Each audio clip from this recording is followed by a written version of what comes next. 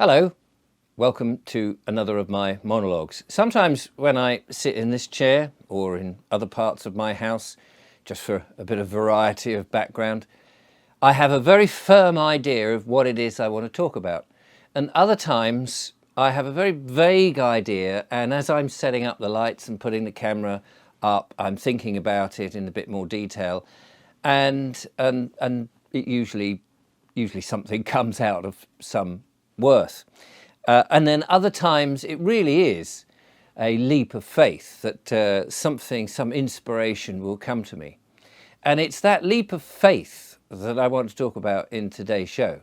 It is the fact that in life, especially at the moment, especially as you and I and all the others are investigating, exploring, tackling, pushing back some of the things that have been going on in the world. The world that we thought that we were on a nice, ordinary, everyday path. We thought we knew that we had to achieve certain goals and do this and do that and do that. And that was the path to happiness. And now we've discovered that actually not only is that a complete fabrication of what life is about, that it's being manipulated all the time by unseen people or unseen forces. And we're learning so much that everything that we thought we knew is perhaps also a fabrication that has been dropped into our lives, but not just our lives, our parents' lives and our grandparents' lives, their lives before them, and that we've all been living some form of lie. And as we go through all of this, we may well be pushing back against certain things. We may find ourselves perhaps with people banging at the door demanding money. We may find ourselves questioning the legitimacy of a certain bill that comes in from the council or other utilities. We may find ourselves questioning all sorts of things, why things that are happening overseas and why the government might be sending our hard-earned money that we've paid in a tax over to a war zone that we've not actually asked them to do. We may be tackling all those things, writing letters, pushing back, learning the difference between legal and lawful. And all the time that we're doing all of these things, and perhaps we're being ever more cornered, or we're finding that our friends have decided that we're all completely barking mad because we've been looking up at the sky and saying, well, that's very strange, those stripes in the sky, why are they doing that? Maybe it is, and we'll come up with what we think it is, and then our friends are going, I think you're a bit odd, aren't you?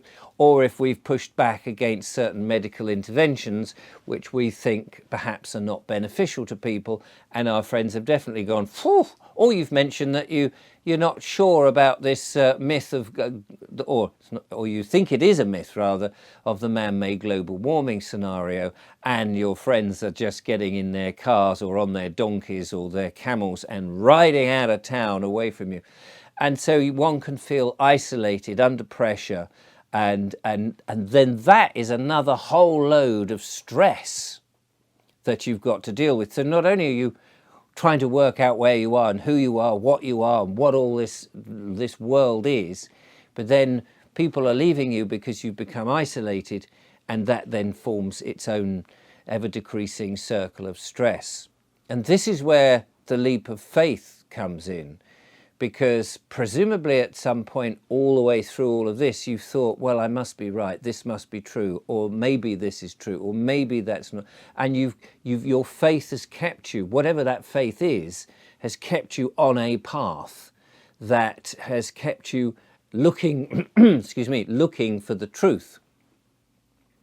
And hopefully you're finding it. Your truth may be different to my truth, and so on. And then there comes a point, perhaps, where the money's running out, or the job is coming to an end, or you've got to achieve something by a certain time. Whatever it is, the pressure is really getting down.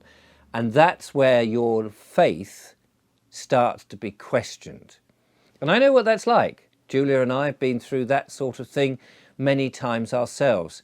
And we're in it at the moment, trying to find the right piece of land and going on there and finding a new way of living and pushing back against the system.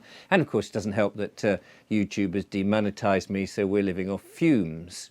However, you get to that point where actually what else is there? You either have to trust the authorities to help you and pull you out of perhaps this corner that you're in, or you've got your own wits and ability and your faith.